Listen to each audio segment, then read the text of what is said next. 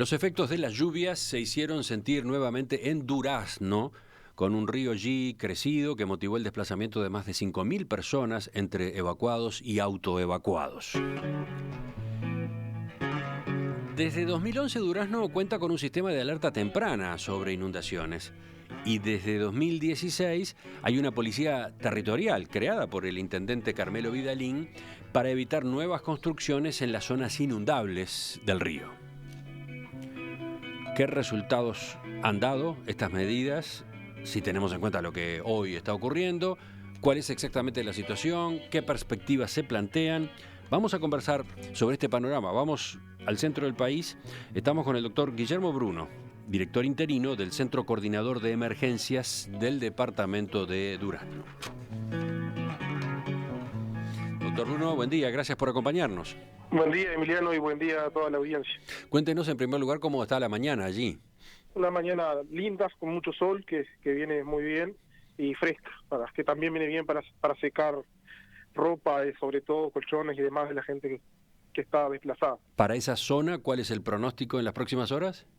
El pronóstico es 2 días de sol, una pequeña cantidad de agua para el sábado, pero sin lluvias hasta el fin de semana, por lo menos, lo que se pronostica. Sí, de todos modos, sí podría crecer de todos modos el nivel del río, ¿no?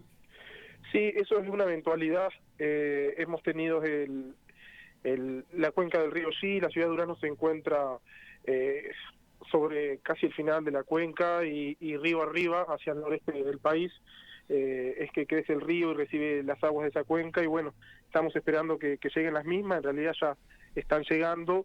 Eso ha provocado un mantenimiento de los niveles del río, a pesar de que el agua frente a la ciudad se comienza a ir, pero hay que esperar unas horas más para ver cómo repercute el caudal de agua de más arriba, ¿no? Enseguida hablaremos de eso, pero sigamos con la situación actual. Cantidad de desplazados, hoy, ¿cuál es el número más reciente? El número es 6.229 de desplazados registrados ante el SECOED, de los cuales se conforman por 2.052 evacuados y 4.177 autoevacuados.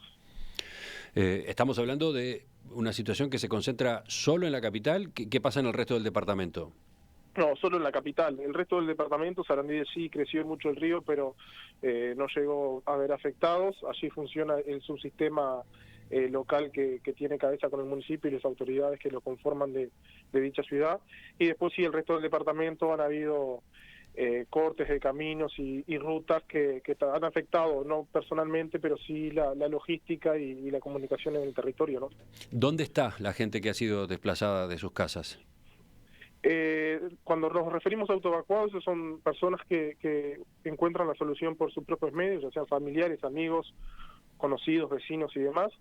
Y después el Comité Departamental de Emergencia tiene bajo su égida a 3 campamentos oficiales, uno en la zona de gimnasio de Las Higueras, otro en la zona de la Plaza de Deportes número 1 y otro en la zona del Centro Barrial Buen. Ayer visitaron Durazno el ministro de Defensa, José Bayardi, y el comandante en jefe del Ejército, Claudio Feola. Hubo novedades por el lado de la coordinación, justamente, con las Fuerzas Armadas. ¿Qué pasó? ¿Cómo viene esa parte del trabajo? No, con las Fuerzas Armadas y con los demás integrantes del Comité Departamental de Emergencia se viene coordinando ya hace muchos años el trabajo en un trabajo interinstitucional y en equipo con mucha unidad, que lo integran formalmente la Intendencia, el MIDES, el Ministerio de Salud Pública, el Ministerio de Defensa y la Jefatura de Policía y Bomberos, pero que además lo integran de manera no formalmente permanente, pero sí en los hechos de manera permanente, organismos tales como INAU, UTE, OCE, Prefectura y Ministerio de Ganadería, que lamentablemente en Durazno tenemos estos hechos de manera bastante seguida, y bueno, eso nos ha dado una gimnasia y una práctica metodológica que entre todos los organismos y con su experiencia particular se transforma en un proceso de suma que mejora la respuesta ante la emergencia, ¿no? Efectivamente, ¿estamos ante el panorama más grave de este tipo que se ha dado en años? Desde el 2007 podemos decir que sí. El 2007 fue un poco mayor, la altura del río llegó a 12,80 y bueno, es muy parecida a una que tuvimos en el año 2016. ¿Y en cuanto a personas afectadas? Sí, las personas afectadas va a ser muy similar al 2016, un poco mayor, por una particularidad que tuvo en este caso la creciente, que fue una crecida del río de manera muy repentina y rápida. Eso provocó que mucha agua cerca de la ciudad y en los arroyos y caudales que aportan agua al río cercano a la ciudad, hubiera crecido 10, 12, hasta 20 centímetros por hora, lo que provocó unas 24 o 36 horas de un trabajo súper intenso y bueno, que no es la costumbre de que el río crezca así a esa velocidad, ¿no? Usted lo acaba de decir, ¿no? Durazno está acostumbrada a estas crisis y acaba de mencionar también que la que se está dando es digamos que es la más grave desde el año 2007. Y estas cosas pasan pese a que se han venido tomando acciones, se han venido implementando medidas para achicar la probabilidad de inconvenientes a la población, ¿no? Veamos, en los últimos años, en coordinación con el Ministerio de Vivienda, Ordenamiento Territorial y Medio Ambiente, se ha ido reubicando personas que vivían en las zonas inundables del río Yi. ¿Cómo viene ese trabajo? Ese trabajo comenzó básicamente y tuvo su impulso inicial posterior a la inundación del 2007, que fue choqueante y fue muy importante y fue un hito para la ciudad de Durazno porque llegó a niveles que no se llegaban desde el año 59. Y bueno, a partir de ese momento se generó una conciencia colectiva tanto en la parte pública como en la sociedad civil de tratar de dar respuestas estructurales a esta situación. En el 2010, a partir del 2010 se empezaron a dar respuestas y realojos. Hoy en día, por ejemplo, existe un barrio en la ciudad de Durazno que se llama el barrio Las Higueras. ¿Cómo se llama, perdón? Las Higueras. Las Higueras. Que es un barrio producto de esa situación, de relojos que se han dado desde el año 2010 en adelante, y estamos hablando que actualmente es un barrio consolidado con todos los servicios, con escuelas, con Centro CAIF, que se está proyectando un eventual liceo público de gestión privada, y estamos hablando que en el 2007 la cota de seguridad, es decir, el momento en que salía el primer inundado de su hogar, era a los 6,90 metros de altura del río. Uh-huh. En la actualidad nos encontramos sacando la primera familia a los 9,60. Es un margen de cota muy importante y que hemos estimado en aproximadamente unas 2.000 personas. O sea, 2.000 personas han sido retiradas de sus casas, que eran las que estaban, digamos, más cerca del río. Exactamente. ¿Y eso qué implica? ¿Qué porcentaje de la población que debería sacarse de esas zonas? Y bueno, de los 9,60 metros a los 11 metros, la situación cambia con respecto a esa primera zona histórica que era otra situación, que habían avanzado tal vez de manera no tan regular sobre zonas más cercanas al río, pero Durazno históricamente y desde su fundación quedó en la margen del río menor por temas históricos de la época de Rivera y demás, de no dejar al país partido en dos, y hay barrios muy consolidados en históricos de Durazno que cuando hablamos de creciente de esta envergadura igualmente le van a llegar. En igual sentido, se debe propender a buscar esa solución estructural y es lo que se está haciendo porque si no el problema se mantiene, ¿no? A ver, entonces usted decía, ya han sido reubicadas unas 2.000 personas. ¿Cuántas más habría que reubicar para no tener estos problemas cuando se dan inundaciones? Y si estamos hablando de que en la actualidad tenemos 6.200 personas, lo ideal sería reubicarlas a todas para no tener más esta problemática. Ahora, eso es pensar sobre una hipótesis posible o no. Lo ideal es seguir subiendo, el objetivo es llegar a los 10 metros para después poder seguir avanzando. 10 metros estamos hablando de una aproximadamente unas 100, 120 familias más. O sea, lo que usted dice es que necesariamente este es un proceso gradual. ¿No tienen una estimación de cuándo se completaría? Y no, porque además el río se comporta siempre de manera distinta, ¿no? Por ejemplo, esta inundación del 2019 actual es muy similar en altura a la de 2016. pero si nos fijamos en el campo, en las zonas afectadas de la ciudad, vamos a ver variables respecto de qué parte de la ciudad se ve afectada. Y ello interviene diferentes elementos como son la naturaleza misma o la acción del hombre en obras y demás que tal vez nos demos cuenta, pero cuando estamos hablando del río llega a cierta altura, en realidad estamos hablando en zonas que están normativamente habilitadas para construir y por tanto eso puede generar algún tipo de afectación, ¿no? Pero está bien, eso que usted acaba de señalar es importante, pero mientras tanto yo estaba pensando en las zonas que fueron inhabilitadas, las zonas de las que se retiró familias y personas, que a su vez fueron reubicadas, ¿no? En el año 2016 el intendente Carmelo Vidalín creó una policía territorial que justamente supervisa que no vuelvan a realizarse construcciones en zonas inundables, ¿no?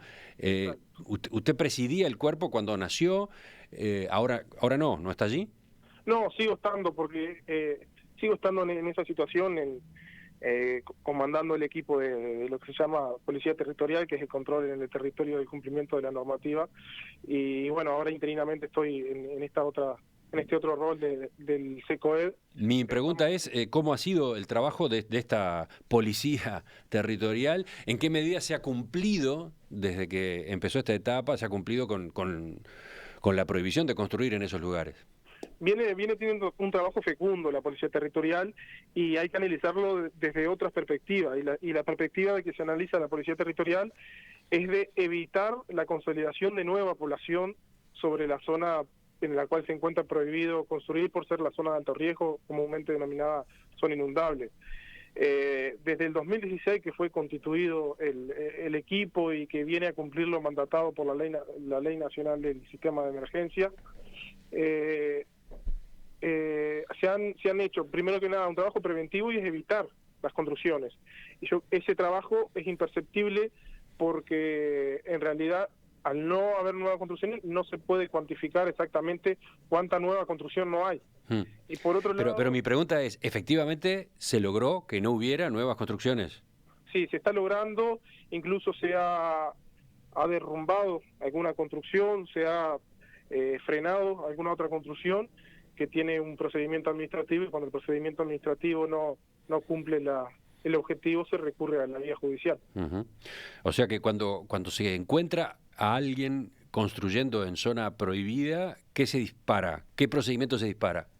Se hacen controles en el territorio rutinarios, en la zona que está prohibido construir, y si se constata una situación de ese tipo, se le notifica, se le da un plazo para detener la detención, se le da las garantías administrativas correspondientes y se le solicita el derrumbe de la misma, y si no, se recurre a la vía judicial. Entonces, de esa manera, tomando iniciativa, se ha logrado evitar que se produjeran nuevas construcciones, pero iban a construir. ¿Hubo gente interesada, hubo gente dispuesta a construir allí, pese a todo? Sí, hay gente interesada en construir en esas zonas. Hay que entender que el problema del acceso a la vivienda y el acceso a la tierra es un problema muy importante. Y bueno, hay gente que tal vez no tenga otro tipo de solución, otro tipo de acceso. A veces prueba la posibilidad de en estos lugares más bajos que tal vez se comercializan de manera no regular y a un precio no de mercado, sino irrisorio, tratar de encontrar una solución por más consecuencias negativas que tenga. Pero bueno, la tarea de esa policía territorial es evitar que esa situación se suceda, ¿no? ¿Usted tiene una estimación? ¿Cuántos casos hubo? Tenemos la cifra de que fueron cerca de 2 docenas de construcciones derribadas del 2016 a la fecha. 24, 25 casas que se intentó construir desde el 2016 a la fecha en esas zonas prohibidas. Sí, no, que se intentaron construir bastante más, porque se han contratado desde los cimientos mismos de la platea baja y se han dejado en esa situación, no se ha avanzado y bueno, se está en control constante para que no avance la construcción, ¿no? Así que bueno, en las zonas prohibidas efectivamente no hay construcciones nuevas. No, hay algunas que están en trámite administrativo que estamos trabajando sobre eso. Pero usted iba a decir algo más sobre el trabajo de esta policía territorial cuando yo le empecé a hacer preguntas sobre cómo es el procedimiento. no me di cuenta No, sobre todo a propósito, bueno, de cómo viene funcionando y cuál No, va siendo su impacto, digamos. yo creo que el impacto fundamental y además la conciencia que se busca hacer en la ciudad es poner las puertas abiertas de la Intendencia para que la población tenga conocimiento respecto de cuál es la zona, de cuáles son las prohibiciones, cuáles son los mecanismos que funcionan relativo al cumplimiento de la normativa departamental. Se ha dado en muchos casos y es muy frecuente que actualmente la gente antes de construir, antes de hacer algún negocio para acceder a tierra, comparece ante la Intendencia, ante mí o ante la Comisión de Ordenamiento Territorial a hacer las consultas pertinentes del caso, y yo creo que eso es una cuestión muy importante porque democratiza y lleva a todos lados la información y permite a la gente tomar decisiones de manera informada, ¿no? Enseguida completamos la entrevista con el doctor Guillermo Bruno, director interino del Centro Coordinador de Emergencias en el departamento de Durazno. Me interesa ver otro trabajo que también se ha venido implementando, el sistema de alerta temprana de inundaciones, para justamente actuar a tiempo y actuar con precisión, además, a la hora de las evacuaciones. Pero además tengo varias preguntas de los oyentes que tienen que ver con lo que charlábamos hasta ahora. Los efectos de las lluvias se hicieron sentir nuevamente en Durazno, con un río allí crecido que motivó el desplazamiento de más de 5.000 personas entre evacuados y autoevacuados. De esa situación, de sus antecedentes, de lo que se está haciendo para evitar que este problema se repita, por lo menos en la magnitud que vemos todos los años o con frecuencia, de eso es que estamos conversando con el doctor Guillermo Bruno, director interino del Centro Coordinador de Emergencias en el departamento de Durazno. Doctor Bruno, tengo acá, por ejemplo, el mensaje de Julio que dice: en general, parte del problema de los inundados es responsabilidad de los gobiernos departamentales que suelen mirar para el costado y permitir la construcción en zonas inundables. Por lo que usted venía explicando, en Durazno se está trabajando de otra manera. Sí, en Durazno se está dando cumplimiento a lo que determina la ley nacional y la normativa departamental, y justamente lo que se procura es lo contrario, es decir, evitar las nuevas construcciones, porque si no el problema no solamente que se mantiene, sino que se agrava. Pero tengo también este otro tipo de mensajes, por ejemplo el que manda Raquel, que dice: no es solo controlar que no se construya, hay que ir al antes, a que no se venda la posibilidad de ocupar tierras inundables. ¿No será importante también controlar a los especuladores inmobiliarios que venden tierras que no deberían comercializar? ¿Qué dice usted de este cuestionamiento? Sí, el tema de la transferencia de la propiedad respecto a los bienes inmuebles que se encuentran en zona inundable no se encuentra vedado por ley. Sí se encuentra un procedimiento que se llama el derecho de preferencia, que es similar al que tiene el Instituto de Colonización, y es previa a su venta, debe pasar en ofrecimiento a la Intendencia de Durazno. Lo que sí está prohibido y cuenta con normativa departamental que implica multa, es su arrendamiento. Ahí tanto el arrendador como el intermediario, en caso de contratarse en una situación así, se aplican multas, ¿no? Después tengo mensajes bastante más escépticos, como el de Ana, que dice: se ha logrado poco y nada, esa policía territorial de hecho no existe, por algo sigue saliendo la misma cantidad de gente cuando ocurre una inundación. Bueno, que la señora diga que ha sido poco y nada, le invito a que le pregunte a las 2.000 personas que en esta oportunidad no fueron afectadas por el agua, a ver si es poco y nada eso. A propósito de la policía territorial en sí. A propósito de la Policía Territorial, está trabajando de manera constante, las soluciones mágicas no existen, sí hay trabajo responsable y metódico para evitar nuevas construcciones. ¿Cuántos integrantes tiene, por ejemplo, para tener una idea? Tenemos 4 integrantes, un abogado, 2 personas que trabajan en el campo, controlando, y una persona que trabaja en georreferenciación. Vayamos a la otra parte que quería preguntarle, doctor Bruno. Desde el año 2011, Durazno cuenta con un sistema de alerta temprana de inundaciones que permite evaluar en qué momento es conveniente realizar evacuaciones de personas y de bienes físicos.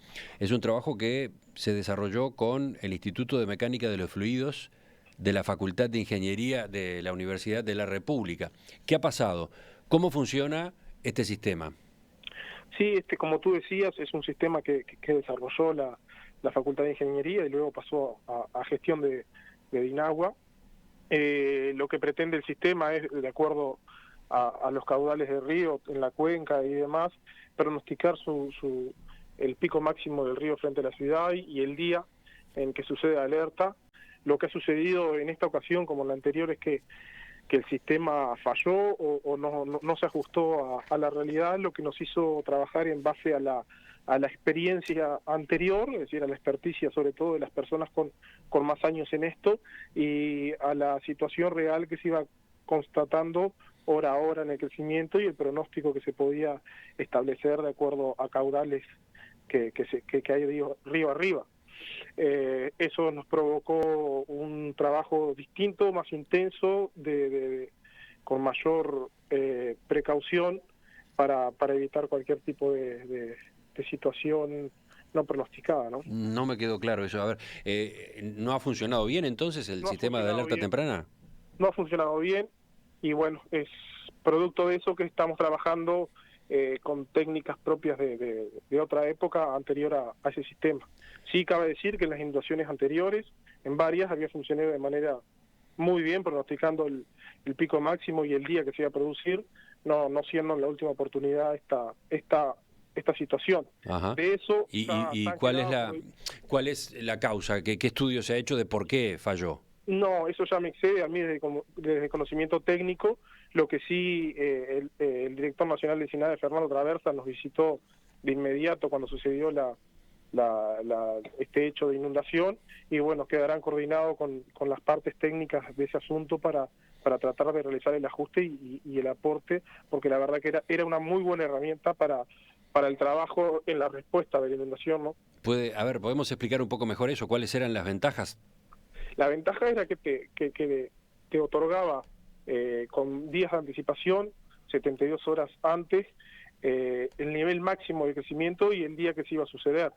Entonces, teniendo ello y los niveles de crecimiento hora a hora del río, se puede ir desalojando lo que comúnmente se llama a pie seco, que quiere decir, antes que llegue el agua, claro, se va previendo la situación y la gente va saliendo.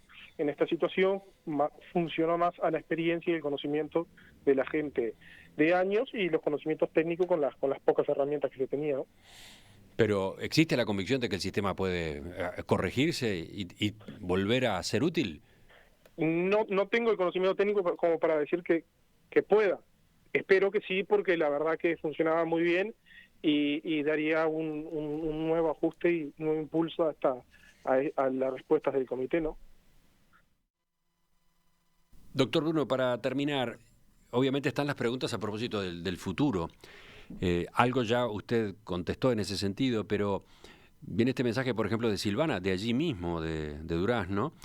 Dice, el problema no solo es la construcción en zonas inundables, la solución debe venir por darle una alternativa al cauce del río, dado que la creciente llega a casas que están hasta 25 o 30 cuadras de la costa misma, ¿no? Zonas que hace 40 años no eran inundables. ¿Qué dice sobre esto? Sí, digo, yo respecto de la solución técnica, esa deberá ser cuestión más de ingenieros. En su momento se manejó una posibilidad de un embalse, pero a mí, desde parte del conocimiento técnico sobre la situación a futuro, no puedo pedirme porque sería un irresponsable manifestarme en uno u en otro sentido. Sí, lo que hay en el momento y lo que debe procurarse es el realojo de la gente y la evitación de nuevas construcciones en la zona más baja de la ciudad, ¿no? Pero ¿hay algo en curso? ¿Hay un trabajo en curso que tenga que ver justamente con el cauce del río? No hay un trabajo en curso respecto a eso. ¿Dragado, que es otra de las preguntas que hacen oyentes? Dragado, lo que se ha dicho siempre es que en realidad la creciente del río es tal que no influiría en lo más mínimo respecto de esa situación. El que conoce el río sí sabe que es un río corto y pequeño y que los volúmenes de aguas exceden lo que es el cauce normal, por tanto no es una cuestión de dragado y profundidad porque no influiría en nada ante volúmenes tan importantes cuando se dan estas inundaciones. Doctor Guillermo Bruno, director interino del Centro Coordinador de Emergencias del Departamento de Durazno, le agradezco sus respuestas esta mañana en Perspectiva. Suerte con la situación que están viviendo. Volvemos a conversar en cualquier momento. Muchas gracias, Emiliano. Y por último, solamente cortito, reconocer el trabajo de todos los organismos nacionales y departamentales que trabajan en conjunto con un objetivo común, y es dar la respuesta lo mejor posible.